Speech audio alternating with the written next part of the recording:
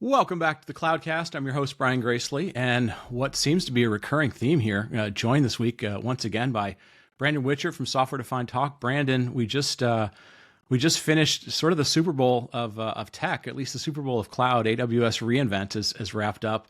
How much of it did you get a chance to catch? Well, I watched as much as I could. Of course, I watched the first day. I mean, you have to get the full CEO keynote. Right. And then I did watch some of the AI stuff. But like any great event, like a great concert, a festival, your interest and your effort starts to wane. So towards the end of the week, I did more of like kind of just checking in on the various social sites to see if any massive announcements were made. But I think we got enough. We got enough to get the people up to date for those that maybe didn't watch the whole thing. That's right. Yeah. So what we're going to do today is really focus on the keynote, because I think we always feel like the keynote gives a vibe of where the company wants to go. It obviously highlights the announcements that are the most important to them, or that they want people to perceive are the most important. Before we dive into all that, let's hit on a couple of sort of overall takeaways, because this one was a little different. It did go 3 hours, or basically 3 hours. But first off, new CEO, Matt Garman, new CEO. What were your initial impressions of Matt Garman, kind of running the stage? I know he's obviously, spoken at the event a lot, but what were all your takeaways from the first time Matt Garman owned the stage, at least for the majority of the time? Well, my immediate thing was a clone of Jassy, a little bit more relaxed, right? Then certainly the Selipsky era, I always thought was like, he felt a little bit like unsure of himself. There's just so much to go through. Yeah. Whereas you can tell Garman has been part of this since day one, which he kind of went through in his history. So he's really relaxed, knows everything, a tad bit more casual, which I like. No jacket, right? He did not don the sport coat, which I'm always just a sign of whether it's true or not, technical prowess. So I think he was confident. A little bit sort of like Jassy turned down two levels is what I would say, right? And my main thing from my highest level take is Garman is the legacy AWS CEO, because we'll talk about it. He did all the hits, right? Compute, storage, networking, right, whatever, right? But then, of course, our triumphant return of the Godfather, Jassy, just really they should have had him drop in sort of like Tom Cruise would from the air, but he just walked on stage. But he comes out, and what does he do? He does all of the AI stuff, right? So Jassy is clearly the AWS AI CEO. And also too, I got that old feel from Jassy. It's not like he's not the CEO that's sort of reading slides. He has been deep involved in AI. And, it was sort of for him, it's like riding a bike. I'm like, oh, he's back, baby. He's going level. He's going deep. He's firing off his stuff. So that's right. That was my biggest thing. It was I think I don't know what the Selipsky thing, ultimately why they chose him to leave. But I got that impression today. It's Garman, you're in charge of all the old stuff, right? And this makes a lot of money, and I need you doing that. And I'm taking over this AI stuff. That was my biggest take from the whole thing. Yeah. No, I agree. You and I, we didn't watch it live together. We did sort of watch it live together. We were over on the Software Defined Talk Slack. I agree with you. I think Matt did a good job for first time. A couple of things Selipsky, I think, he would go an hour and a half, maybe 2 hours. We were worried about his stamina. Matt seemed to have no problem. He cranked through the thing. He read through stuff. He read every word that was on the teleprompter as if it was a 6-page slide.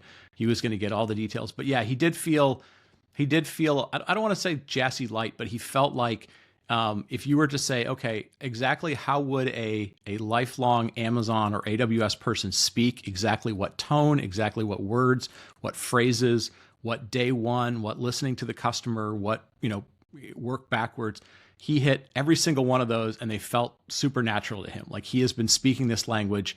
I thought his, appearance wise, like you said, didn't come out in the sport coat. He almost had that look to him.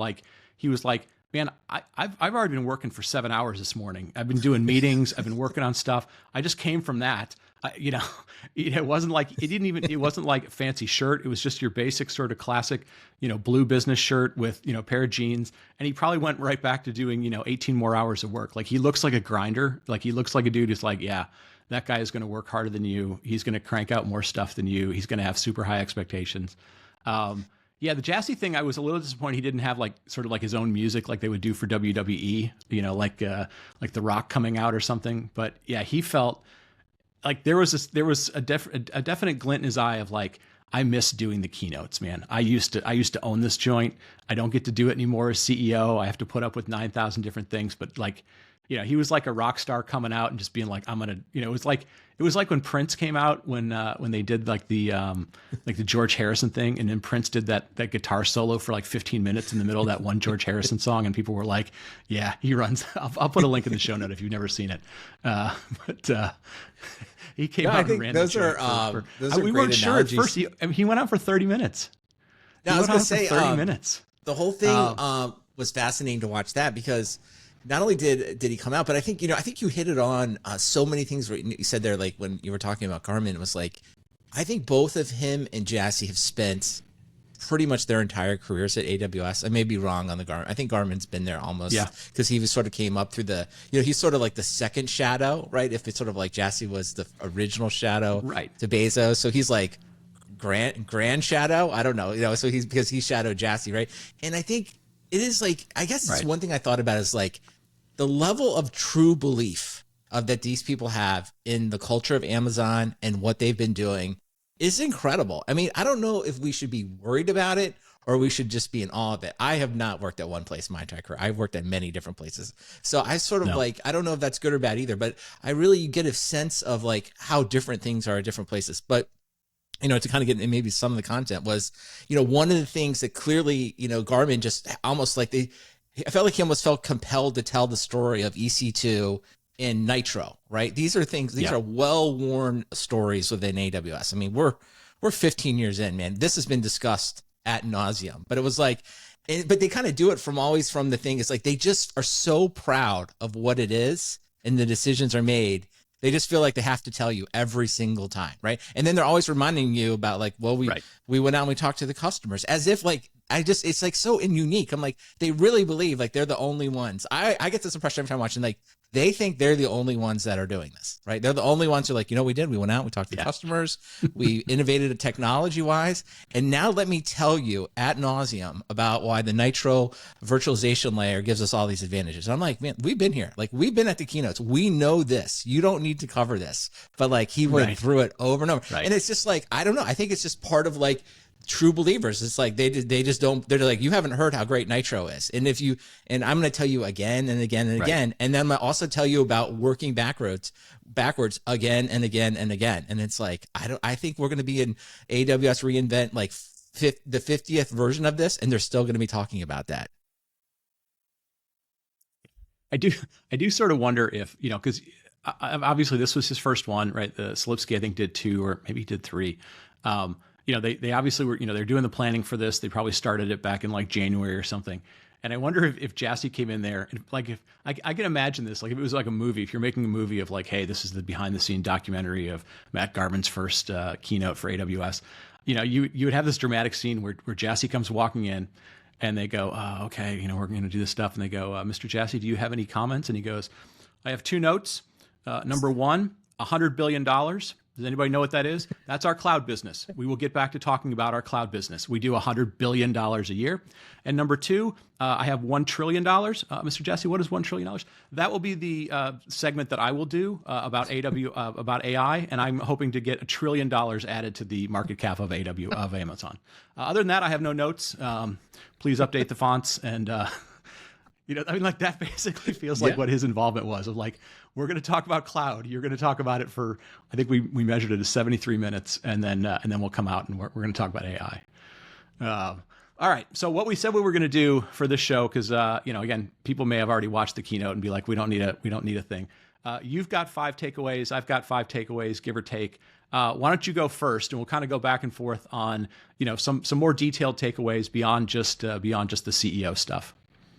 Well, I think the first thing is, kind of the simplest thing is that, we know this before, but the culture of Amazon is the everything store, right? And I think what I saw in the presentation today was sort of like AWS continues to be, I'm going to call it the every service store, right? I mean, they just have a million different services. And really that was the Garmin part of it, was just going through the entire set of legacy services. And honestly, like I kind of joke about it, but it really is kind of what I want. I mean, to be honest, because I think this is where most of the money is spent. These are the things that most people are using. And so when I say that, I mean, you know, compute, network, databases, right? So they went through all the updates of that stuff. And you can either look at it like boring, why is he saying this? But you can also look at it sort of like, actually, this is where all the new interest, or this is where all the money is made. So making sure that all of these things are important and updated, and we've got the latest and greatest things. I thought that was like, to me, sort of like why, and it became more obvious to me because I was kind of talking before. It's like, this is why Garman's in charge, right? Like this is why he is that. It's like he has all of the history of doing this, and so it really is, to me. It was kind of like, let's get back to the basics. And you know, we kind of joked on the Slack, like how many mentions of AI would there be? And there really wasn't. I don't think there was a mention of AI for the first 20 minutes, at least, right? Because they were just going through the greatest hits. So I would say it's kind of come back to, maybe it's a little bit boring, but it's sort of Amazon manifesting its culture inside of AWS. They have a service for everything. There's a database for everything. And everything at Amazon is predicated on choice, and they want to have everything. And they do pretty much have everything with AWS. And now I thought that was the whole first part of the keynote. Yeah, no, I agree. They did get back to it. They didn't sort of show the slide that was like the 9 trillion different services, but you're right. They, you know, for the 4 core primitives, and now they have sort of a 5th primitive. But yeah, for compute, storage, databases, I don't think they had networking per se, but and they had inferencing as its own sort of thing. But yeah, you're right. It was a lot of services, and your service console is going to keep, the fonts are going to keep getting smaller in there, so they can squeeze them in. The first thing I had on my list was they used to spend a lot of time on, you know, in the compute section on the new, the 40 new flavors of x86. There wasn't any mention of x86. This was all about ARM and all about GPUs, or at least AI accelerators.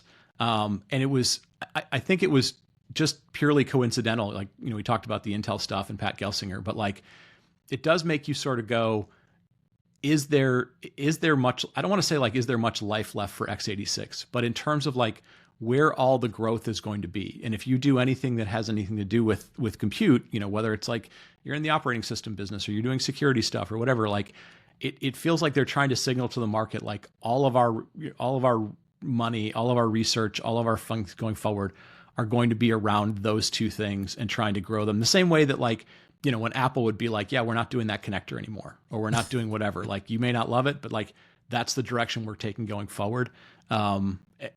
It very much felt to me like it was like the 1-2 punch to Intel. Like your 78-page plan's not going to work, and the biggest cloud provider's not talking about your type of chips anymore. And if you were the Intel folks, you were probably like, oh man, like it couldn't have got any worse for them. But I do feel like that's where the future of like compute for servers is going to be all about the conversations. No, I mean, just to pick up on that, the things I took away, and I think the 3 things that, you know, to kind of give them the names, right? So Graviton is their ARM, you know, line of ARM processors. And he had a great stat. Right. He said all of the workloads, all of AWS in 2018, basically if you take that entire workload, now runs on Graviton and whatever, AWS 2024. So that just kind of shows you, it's like, I don't know exactly what that means, but it did seem like a pretty cool comparison. It was like, wow. So it's not like, oh, we have this sideline chip. It's like, it's running a major portion of our business. And then the other ones were Tranium and Inferentia.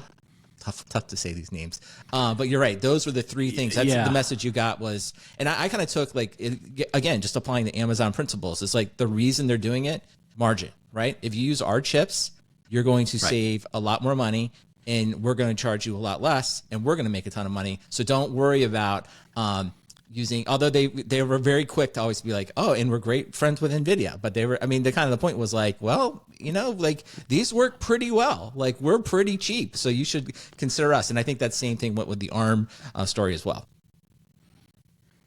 Yeah, everything was 30 to 40% faster and cheaper. And yeah, without calling out NVIDIA, this was very much a, you know, we no longer want to be locked in to being, you know, kind of kept hostage by NVIDIA's supply chain, and we're going to try and own our own destiny. Which, you know, that's something they've been doing for a long time, so it wasn't surprising. They did make a very big deal about trying to imply that like this is the year like inferencing for AI, which basically means like you're going to put more of these things into production. And we think the number one, concern there is going to be compute cost, right? Or inferencing cost, which is just basically like AI compute, for serving it out for public. So yeah, no, it was, the year 2025 is once again going to be a year of, getting back to talking about chips and compute as we did this year. What's next on your list? Next on my list was, I guess, well, let's get into the AI side of it. So really the big push was around AWS Bedrock, which is essentially, I'm going to oversimplify it, but it's basically their toolkit to build a chatbot or some type of call center agent, right? So it sort of combines, if you will, RAG, right? Guardrails, which they spent a lot of time talking about guardrails. So think of it as sort of like, hey, they want you to go in there and say, we have a specialized set of information that you can analyze, you can build your model with, right? You can then put guardrails around it. That just means like you don't want your chatbot talking about like politics or current events. You just want to talk about whatever it is you do, and you can do all of this in AWS Bedrock, and then inside of AWS Bedrock was just like, I don't know how many services there was, but this was the second day.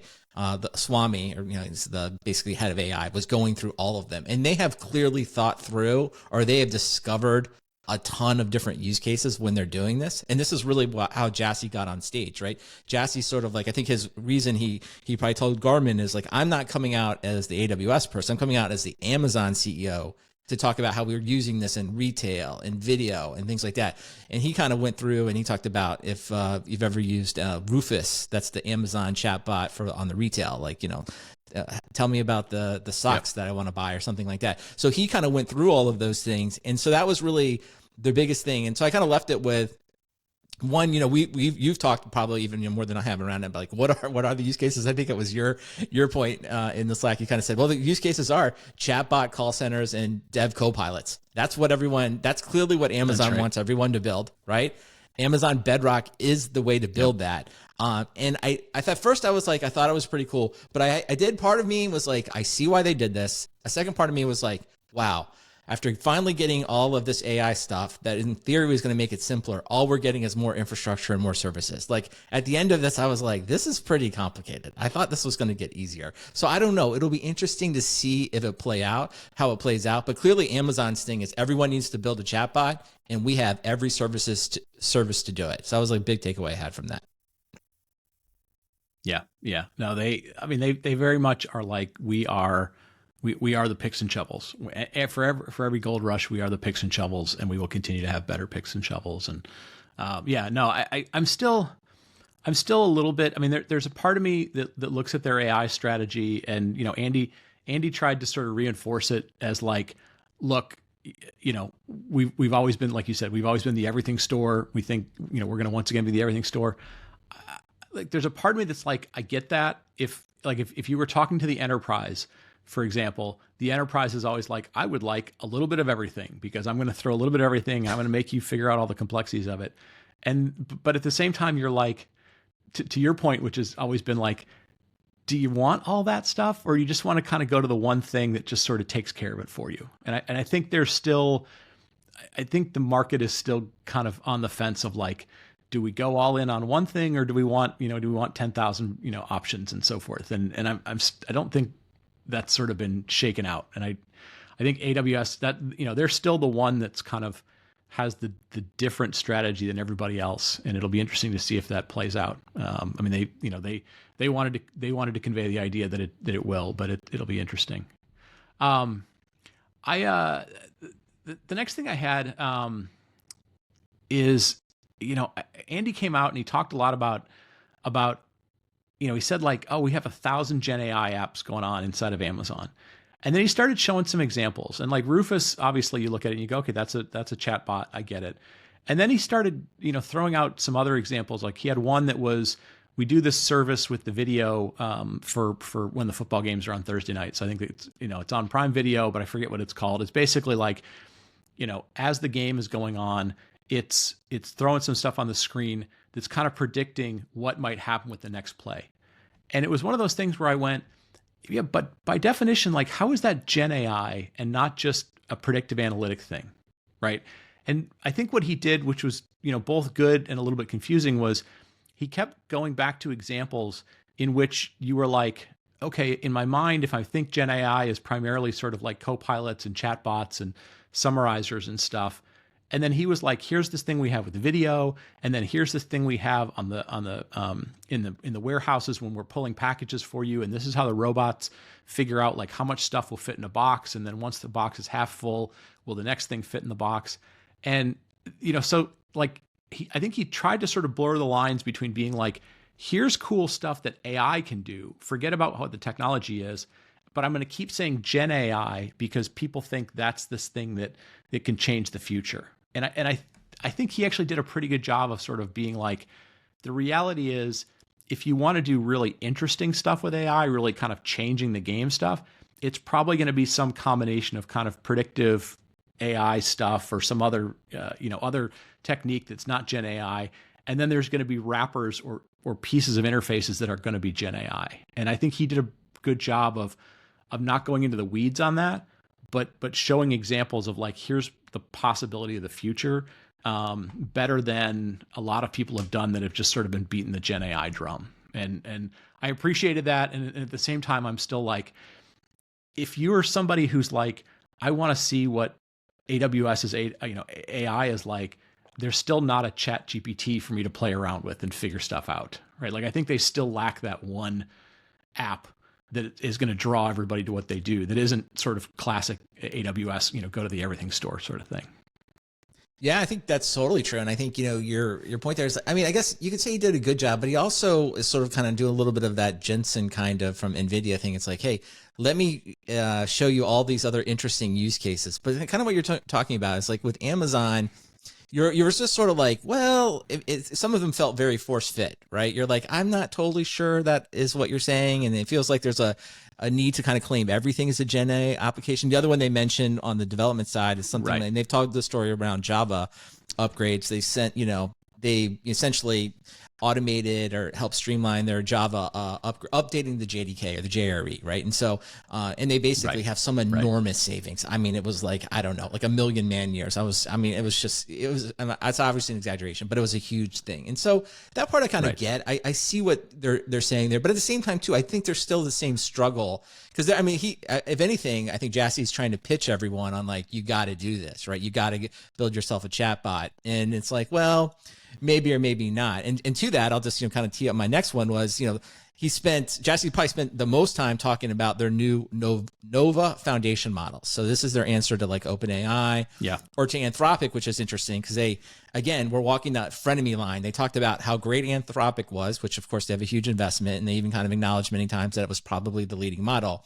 While simultaneously, they went out and said they basically built a new foundation model, some of the smaller mini models, and they have essentially, been spending in the last few years, if you will, catching up and building that foundation model. So that was sort of like, I think Jassy's like big moment was like, we have it now. And of course, just like we've been talking throughout this episode, it's like whatever, and we'll just use the number. It's like 40% cheaper, right? Something along those lines. And it's almost as good. And if you look at the various benchmarks, the early benchmarks seem to indicate that like, it's on par with the big foundation models. Who knows like who's exactly ahead or behind. But that was the other thing was sort of like clearly AWS, or Amazon in general is like, we got to have a foundation model. They've built a foundation model, and this is the one that they think is going to provide the best cost benefit for you. And that kind of gets into like some of the stuff we've been talking about is like, have we plateaued a little bit? Can anyone with enough money now build a model? Because clearly Amazon did, right?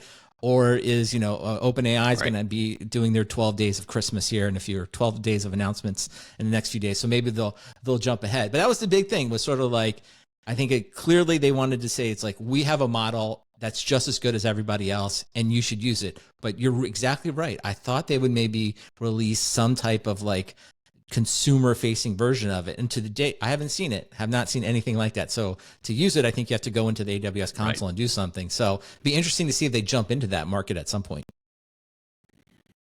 Yeah, I have to imagine somewhere along the lines, because we've seen various sort of rumors leak out. Like, I'm sure they were probably like, no, the app is going to be Alexa, right? Like, because they talked about the Alexa team, and they talked about, hey, we're rewriting Alexa, and all. Like, I'm sure they were like, hey, the thing we're going to take advantage of the fact is there are like hundreds of millions of Alexas.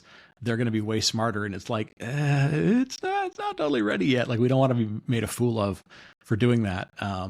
I thought the thing that's interesting and I feel like is playing out a little bit is, and we've talked about this on previous shows, like a while ago we were like, okay, Google has this, way ahead model. Like Gemini is really advanced, and obviously OpenAI is really advanced, and they're tied to Microsoft. Facebook has a pretty advanced one with Llama 3 now. And we were like, and it doesn't feel like Amazon has one, but they feel like they were hedging their bets with Anthropic. I got to imagine it's got to be a really weird game of chess that's going on these days, because on one hand, there's probably people inside of Amazon or AWS who are like, hey, we've already given Anthropic like multiple $1 billion. Let's just pull the trigger. Let's just buy those guys. Let's get this thing in house. They're the last free agent. They're really good at what they do. And then at the same time, there's got to be folks who are like, yeah, but what happens when half that company quits and goes starts, son of Anthropic? And I think I think they're probably all sort of learning from what happened with OpenAI and Microsoft of like, because it's such a small fraternity of people that know how to build these frontier models. It's not growing exponentially, and they're all basically like, they're all. I mean, I can imagine they go into every single meeting going like, "Give me more money. Give me more. I'm quitting. I'm going. Give me more money." They probably are hedging their bets right now between being like, I have to have something pretty good like a Nova, but I wish I had Anthropic because they have all these smart people, but I can't trust that those people are going to come over and stay because like they're not longtime AWS loyalists. They're not longtime Amazon loyalists. And yes, we probably can pay them pretty well and, we'll compensate them with stock, but like they're not getting the royal treatment like they're probably getting somewhere else. And like, that's got to be such a weird dynamic of like, I really want these people, but I can't trust them on any given day that they're not all just going to be like, screw it, I'm leaving and going to do my next thing. And I'm going to get $25 billion in VC funding because it's just sitting there waiting to show up. So, I mean, I think that's probably why they played that tap dance thing with Anthropic. But I think, to your point, they're probably not sure where those guys are. Yeah, but I think to your point, I think it is a really weird dance that's just in an industry going on right now between OpenAI, Anthropic, Google, AWS, and Microsoft. And I guess we'll throw in Facebook there too, right? And it's like at this point, and Tesla, right? Yeah, yeah, that's true. Tesla, X, whatever, the whole thing that they're building. So it really does come down to at this point, like, and I think Nova's like a real example of like, who knows how far behind AWS was, but like whatever. They're pretty much, in the game now. So if OpenAI and Anthropic can't show like, significant improvements, right, that only they can do, then and maybe one of them will, like maybe OpenAI sort of transitions to the consumer focused version of this, right? And it's almost like a brand more than it is a technology. Maybe there's the opportunity there. But from the technology point of view, I think if you're at those companies, you got to be worried that like it's being replicated very, very fast, right? The fact that like people can build comparable models, especially these huge companies with tons of money. So on the OpenAI and Anthropic roadmap, if there isn't something that they can do that's distinctly better, you're going to see the valuation of these companies go down quick. And none of these, you talked about the partnerships, like there's nothing more than Microsoft and AWS would like to do than kind of be done with these two, right? Would just be like, put them out to pasture, do some acquisition and be like, we've subsumed this functionality. So, and I'm sure, Sam Altman and the leader of Anthropic, if they're running those companies, I'm sure they have a roadmap that says we have the next thing coming that you don't even know is possible. And so we'll just have to see what happens. Right. Well, and they're in that a little bit of, I mean, granted, we were wondering for a long time, like, why are these guys hoarding so much cash? Why are they, now we sort of are realizing because everything is a $20 billion bet and a $50 billion bet.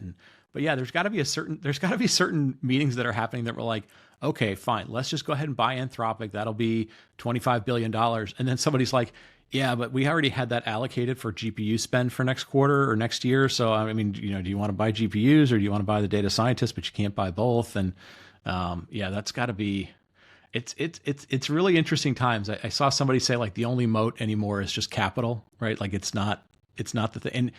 And it was interesting the way that Andy, if you go back and look, the way that Andy presented Nova, he kind of did this tap dance thing where he was like, it's really good. We used all the standard benchmarks, but sometimes there weren't benchmarks. So we kind of made up our own benchmark and it was like, okay, that's fine. He's trying not to get too much into the weeds and talk about these benchmarks.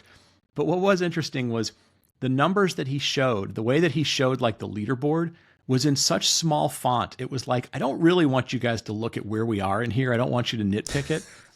Whereas other times, like when they're in the top right corner of the Gartner Magic Quadrant, when they would show stuff like that, right? Those things are as big and bold as you possibly. So this was one of those where he was like, yeah, it's good. I mean, it's not the best, but it's good enough. It's and I think that was what he was trying to convey is like, don't get too hung up in the details of these things. They're all basically the same. Ours is better, but it's basically the same. All right. Next thing I had on my list, and you're gonna kind of appreciate this because I know you called this out. Garman came out. First thing he said, first time being the CEO, first time he said anything, he goes, "We are all about security. We are the most secure cloud. And then it wasn't talked about ever again in the keynote. Like what was going on? Like at first, like because I remember you made a comment and you were like, "Man, the security team is so psyched. They got top billing in this thing." And then it was never mentioned again. Security was not talked about again after like the first minute of the whole thing. Like what happened? Like how did that? I've never seen the first thing that you come out and talk about like gets like 1 minute of airtime and then it's not repeated anywhere else. Like what happened? Well, I think, it's like, you've done a lot of this, it's the art of the keynotes, right? And it's sort of like, everybody is pitching to get their stuff in. And I think, there is always this acknowledgement. And I think the way Garmin started, sort of like the back to basics was the beginning. And I think what the security team, my guess is like their pitch was like, hey, people are really concerned about all of the things that can go bad and like losing data and things like that and all the security events we've had this last year. So I think the pitch from them was like, we have to put everybody at ease. And, and I think the Garmin, is sort of like, instead of coming out and being like, hit you with like the AI stuff, it's like, let me come out and put everyone at ease. And let me first hit on some of the old security stuff, right? And just let you know, like, we're secure. Don't worry. We've thought about all the things that are going to go wrong. And if you use us, Mr. CIO, and you're going to be in a safe place, right? It's sort of like just putting everyone at ease before they start going into the stuff. So that was my take. Now, I will say kind of a different thing is like, they did spend a lot of time on guardrails inside of the Amazon Bedrock stuff, which is a kind of a backhanded / related security event. So I think that was sort of like, really all they were trying to say there is like, don't worry, if you put out a chatbot with you, we'll make sure it doesn't say inappropriate things and get everyone fired, right? That's what they were kind of trying to say with guard. And that's why they spent, I think, a lot of time on guardrails. So I think, in these keynotes, I think you're just sort of like calming the audience. You're like, don't worry. I know you're a little worried about some new stuff. Let me just here. Let me tell you a little bit about security. Let me tell you a little about guardrails, and then we'll get back to the fun stuff. That was kind of my take on it. Yeah, you're right. They did in the AI side. They did try, like you said, they tried to address the concerns that people have that aren't just excited about what's new. They're like, okay, cool. So you're not going to be on the leading edge. You're going to be just behind that guy. And the top conversations we have with you are, how do I make sure my data doesn't, how do I get my data into the system? And they were like, oh, we have this RAG thing and you can kind of include it. And it's like, okay, cool. So I can do that. And then it was like, how do I make sure it doesn't say stuff that's going to get me sued? And it was like, okay, here's the guardrails. We're not going to talk about politics, or we're not going to talk about whatever, there's that thing. And then it was like, oh yeah, one last thing. How do I make sure it just doesn't like lie to people or tell? And that was where he went through this long-winded thing about hallucinations, about how like, they have some cryptographic validation thing that happens over in S3, and they just went around, going through the cubicles now that everybody's back to working in the office. And they were like, hey, anybody got any ideas on how to fix? Do we have anything that does invalidates whatever? And he went through this whole long thing in the classic AWS way. And you were like, yeah, but isn't just hallucinations just a feature of LLMs? Like they're not predictable. And so, like there's a part of it of like, how is this cryptographic thing over from S3, which is just validating if the math is right? Like, I think the math is right that comes out of these LLMs. It just, the word ordering, which is a guess, might be wrong. So it's like, how did that kind of work? But I appreciate him, kind of trying to address it, but they addressed it in this sort of weird way where you're like, yeah, I don't know about that. I don't know if that's really going to work, but at least people are going to be like, well, Amazon's giving it a try. And I really haven't heard anybody else say they're giving it a try. So we'll stick with, they got 2 out of 3. They got 2.5 out of 3 stars. So we'll stick with that. Yeah, that was interesting to watch him tap dance through some of those things. Because I don't know how I don't think the industry has a way to get around hallucinations at this point. Although that's right. Google tries to solve it by saying like, we'll just go back and look at search because we know search is always right. That was what I had for my big list. That was what I had for my, I had some other stuff too that was, I think we covered a lot. Anything else you had on your list as far as good stuff for the keynote? Well, I think we've hit on the People should major go back announcements. and validate and take a look at. Yeah, I think we've hit on the major announcements. I think though, maybe the a couple, final takeaways here was sort of like because again, the kind of the meta commentary of the keynote is like one thing that I both, you can like or dislike about Amazon, but at the end of the day, at the heart of it is really a bunch of like product people / engineers that love to talk about like what they built. And I think, and I think that's why this keynote is 3 hours instead of an hour and a half, because like there's some things we didn't get to, right? They went through and talked about this new Amazon Aurora DSQL, distributed SQL. And I have never seen someone talk so much about synchronizing clocks and like how they do it, which is both simultaneously impressive while being unbelievably boring. Like you could have, I just told me like, we figured out a way to sync the clocks and this is going to make distributed databases better. And that's all I needed to hear. Like, I'll take your word for it. Like, but I mean, they just went on and on and on about that. And I think, to me, that's just like always interesting about like why the keynote is 3 hours. And, you've kind of hit on some of the other stuff. Like Jassy went through this incredibly detailed explanation about like, oh, we've solved hallucination. At the end, you're like, I don't think this works, right? Or they went through an incredibly long, detailed thing about tables inside of S3, right? And the Parquet format, right? Which I don't know. Maybe everyone here knows. And it was just like, they're just getting to such, because, when you get into, as right, better than me, everyone, it's like, people are always like, get to the benefits. Why does it matter, right? Don't talk so much about the how. You're going to bore people. But like at the end, right, that is the nucleus of this company, combined with, they 100% believe, and Jassy said it too, was sort of like, the world needs everything and they're going to provide everything. And it's like, it's on the week of sort of watching Intel kind of, if you will, metaphorically collapse, right? I always think to myself, this is the tower upon which AWS and Amazon is built. The day that someone comes out and be like, you don't need everything, we have the one thing that makes it simple. That is really how you attack AWS and Amazon going forward. And, they totally believe that you need everything and you will only need more and more going forward. And that is so embedded in the culture, if you will. It's the bedrock of the culture. And that was kind of my biggest takeaway. And it's like, so far, they've been right, but at the same time, as my co-host on Software Defined Talk likes to talk about, Michael Cote, he's always like, didn't we already build all this stuff? Didn't we already have all of this stuff? Like, why is it just getting more complicated? That's sort of like his entire 20-year career of IT. It's like, why are we just making it more complicated? Does it ever get easier? And so that to me is like, the biggest question going forward for all of these companies is like, can we ever make it simpler? Can we ever make all of this simpler? And if that day ever comes, Amazon and AWS will be in trouble. But until then, I see nothing but continued growth. And I see nothing more than more and more services and more keynotes coming in the future. And of course, we'll cover them all here on the Cloudcast or Software Defined Talk. Yeah. You reminded me of the DSQL thing. I mean, the DSQL thing was, that thing was fascinating to me because Google came out with Cloud Spanner, like 5 years ago, 6 years ago or something. Like, it was a long time ago. And it was basically the guy who invented CAP theorem for databases. I think, I forget his name, but you can go look him up. We'll put a link to it. I mean, they came out and they were like, look, this was one of those Google moments of like, we're the smartest people in the world. We have the best network in the world. It's not even close. And we have the guy who invented the technology, and he has moved it forward. It would be like if you were like, we have Einstein, and Einstein has theory of relativity 2.0, and they came out and he did the thing. And then Amazon comes out and does this DSQL thing again, like 5 years late. And you're watching it and you're like, God, there are some people at Google right now that are just furious because they basically were like, we have a better network than Google.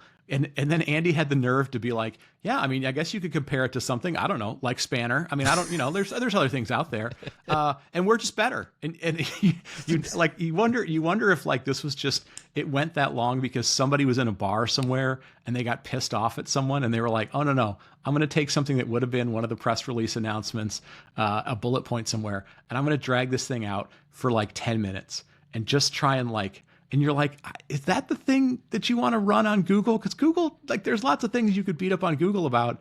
I'm not sure being a better network than Google is something you really want to deal with. But that was interesting to watch, because I'm like, there's something behind the scenes there that this thing dragged out so long. Because I know it's hard math and all that kind of stuff, but like, I was like, I don't think this is the thing you wanna do. But yeah, I would have loved to have been the Google team for Spanner being like, you're going there? I can't believe you're going there. What in the world are you doing? You did it? You really did that? No. All right. Well, good stuff. Yeah. Did you? You guys realize we did that 6 years ago, right? Like, so yeah, I've never seen Amazon be that late to something and then make it out like we've come up with something like really new and cool. So anyways, well, good, man. Thank you for helping us recap. This is always a fun thing to do this time of year. I think the last couple shows we're doing are going to be, classic sort of filling in for the year, give people stuff to listen to while they're driving to parents. We're going to do some mailbags. We're going to do some year-end stuff. Any last thoughts about AWS, of things that you'll be looking forward to next year, or just thoughts for the year-end wrap-up? Are you shutting it down for the year, or you have to work through the end of it?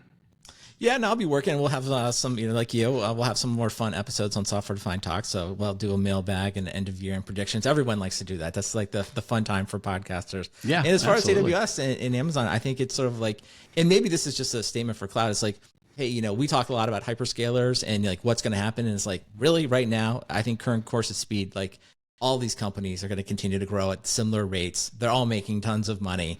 And it's sort of like, as we head into next year, I expect them all to continually do well, and it'll be fun because like when I say stuff like that, like something catastrophic will happen. So that's what I think is kind of fun when you think about all of this stuff, is like, it's always the calm before the storm, but things seem pretty calm. Seems like all the hyperscalers are doing well, and I expect AWS to continue to do very, very well. Yeah, no, I think they'll do well. I do feel like since COVID has ended, they are more competitive with each other, though. Like the level of them making money and like the differences between them is better. And competition is always fun. It got boring when it was just sort of one kicking everybody else's butt. So, all right, well, I will wrap it up. We may touch on a little bit more college football as the playoffs come in the next week or two. So don't be worried. And we mentioned that for a few minutes. But Brandon, thank you for all the hard work helping us over here at Cloudcast. Hopefully we'll have you back in January to do Cloud News of the Month, if there is any for December, other than this stuff. And with that, we'll wrap it up, and we'll talk to you next week.